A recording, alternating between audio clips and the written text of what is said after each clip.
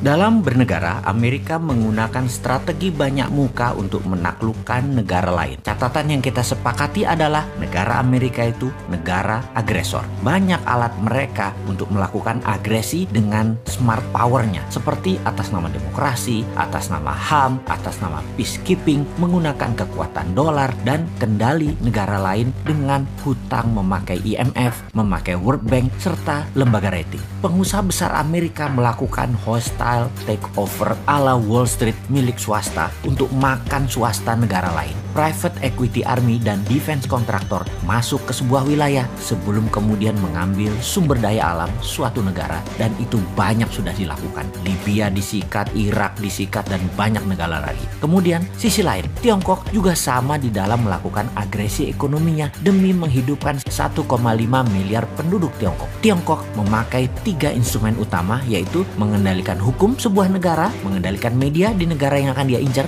dan pejabat di suatu wilayah atau negara yang ditarget. Kemudian Tiongkok melakukan siraman ekonomi melalui BUMN Tiongkok, uang Tiongkok, SDM Tiongkok, dan teknologi Tiongkok. Indonesia kalau bersama Mardigu Nation New Mind akan juga merubah permainan. Kita tidak akan mau kena instrumen Tiongkok dan tidak akan pakai lagi instrumen Amerika. Jadi ketika mendapatkan mandat siapapun New Mind, maka saran terpentingnya akan diubah pertama-tama adalah posisi Bank Indonesia. Kemudian Kementerian Pertahanan. Kementerian tersebut bukan bertahan dengan menguatkan bedil persenjataan dan mesin perang fisik, namun membangun 5 garda penyerangan. Sungguh, apa yang saat ini manajemennya di Kementerian Pertahanan hanya 1/5 dibandingkan apa yang akan kita bangun dalam Kementerian Perang atau Minister of War atau Department of War ala New Mind. Di negara berdaulat dan negara besar, Kementerian Pertahanan manajemennya dan actionnya sudah berubah sejak 20 tahun yang lalu. Indonesia sudah memiliki banyak panglima, menteri pertahanan,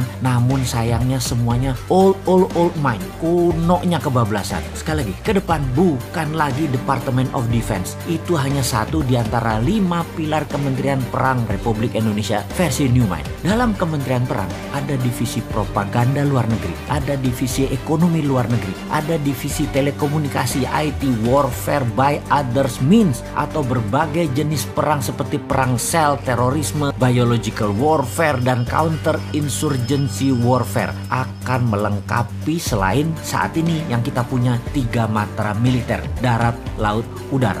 Panglima tentara adalah wamen atau wakil menteri, atau bisa juga merangkap sebagai menteri pertahanan tergantung kebutuhan dan situasi serta kemampuan individu panglima tersebut. Dimana kalau panglimanya juga menteri perang, wamennya dari instrumen lain yaitu sipil yang berpengalaman luar negeri. Itu bisa juga. Atau dibalik, mana yang penting? Yang penting mereka paham, berani bertindak, dan cepat mengambil keputusan. Department of Homeland Security adalah kementerian yang membawahi kepolisian. Kepolisian sekarang tidak direct ke presiden, tapi di bawah kementerian. Kementerian Homeland Security dan National Defense Council di bawah Menko Pertahanan, Keamanan, dan Perang, Menko PKP. Ini nomenklatur kementerian baru. 3 pilar Mardigu Nation itu sederhana. Itu diwakili 1 Menko Ekonomi dan SDM, 2 Menko PKP, Hukum dan Politik, dan 3 Menko Kesra dan HAM. Di dalam membangun kekuatan serang, maka pasukan elit Densus Gultor menjadi 1. Densus di dalam, Gultor serang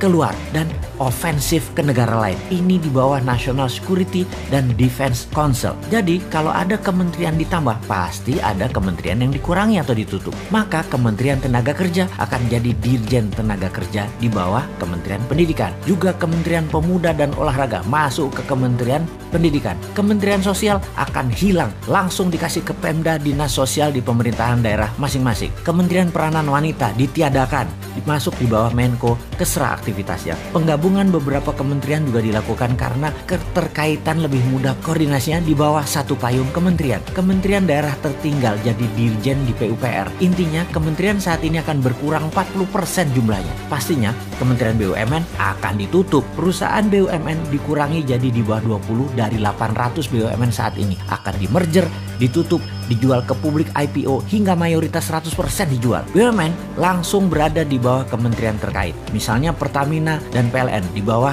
Kementerian ESDM. Jadi New Mind akan mengembalikan semua fungsi alat negara sesuai Undang-Undang Dasar 45, di mana kementerian adalah jabatan politik dan sebagai regulator, tidak lagi sebagai operator. Kemudian pastinya swasta nasional pengusahanya termasuk UKM boleh membangun dan berbisnis sama dengan Pertamina serta PLN. Boleh punya sumur minyak sendiri, penyulingan minyak sendiri, distribusi hingga SPBU. Begitu juga di listrik, bisa membangun power plant sendiri, distribusi transmisi kabel sampai ke konsumen. Percayakah ternyata harga BBM bisa lebih murah dari sekarang, harga listrik bisa lebih murah dari sekarang, serta menjangkau seluruh wilayah Indonesia karena swasta yang bergerak. Makanya New Mind itu heavy on private, kalau Old Mind itu heavy on government. Bersama Old Mind rakyat hanya disuruh nonton serta keprok-keprok tok. Bersama New Mind UKM terbang menaklukkan dunia.